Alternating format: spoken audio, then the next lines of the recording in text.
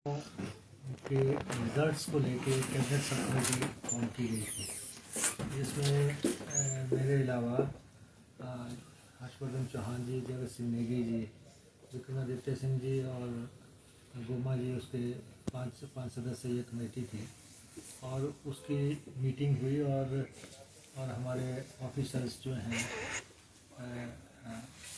Law side से भी और हमारे डिपार्टमेंट साइड से भी ऑफिसर्स ने इसमें हिस्सा लिया। और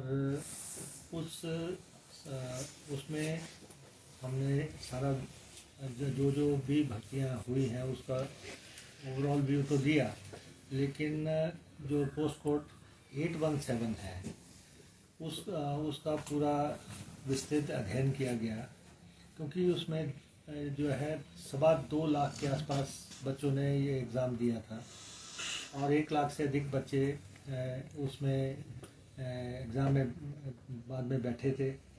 और उनमें से 4500 के आसपास बच्चे स्क्रीनिंग में पहुँचे और 1867 के आसपास जो है पोस्टें थी जिन पे सिलेक्शंस होनी है। और उसमें विजिलेंस का व्यू भी लिया गया, डिपार्टमेंट का व्यू भी लिया गया। और उसके बाद हमने पाया कि ये एक बहुत बड़ा एग्ज़ाम था प्रदेश में, और इसमें लगभग 7 के आसपास ऐसे लोग हैं जिनके खिलाफ FIR हुई है, या जो बेल पे हैं या जेल में हैं। लेकिन एग्ज़ाम बहुत बड़ा था, तो माननीय सर्वोच्च न्यायालय के आदेशों का भी जो इसमें पे फैसले आए उनका भी अध्ययन किया गया, जिसमें उन्होंने कहा था कि अगर बहुत बड़ा एग्ज़ाम है तो उसको इस आधार पे रद्द नहीं किया जा सकता कि कोई किसी जगह कोई गड़बड़ी हुई हो। तो उन सारे फैक्टर्स को ध्यान में लेने के बाद, और 9 महीने पहले FIR हुई थी, 9 महीने के बाद भी अभी तक कोई कंक्रीट रिज़ल्ट पे हम पहुंच नहीं पाए हैं विजिलेंस के लोग।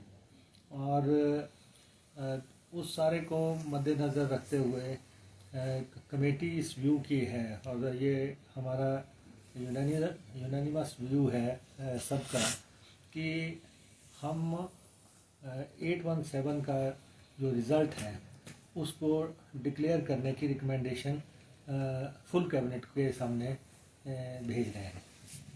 हम अब तक का जो व्यू है कि ये जो लटका हुआ मसला था, पूरे डेलिब्रेशंस के बाद, डिस्कशंस के बाद और कानून का अध्ययन करने के बाद हम इस नतीजा पे पहुंचे हैं पांचों लोग कि हम रिकमेंडेशन देंगे कि 7 पोस्टें खाली रखी जाएं और बाकी का रिज़ल्ट डिक्लेयर किया जाए। अब ये फुल कैबिनेट के सामने जाएगा और उसमें जो है अंतिम निर्णय लिया जाएगा। सर करेगा कौन? ये कंडक्टिंग एजेंसी करेगी, हमीरपुर करेगा? वो तो जिसको भी करना है, सरकार के अपने जो है विंग हैं जिसमें रिज़ल्ट डिक्लेयर करने हैं, वो अलग मसला है। सवाल अभी तक ये था कि क्या रिज़ल्ट डिक्लेयर किया जाए या रोका जाए। तो उसका फुल लेंथ अध्ययन करने के बाद और इसका आकार देखते हुए कि कितने बच्चे इन्वॉल्व हैं, प्रदेश के यूथ ने को जो है नौकरी उपलब्ध हो और वो अननेसेसरी डिले होता जा रहा है।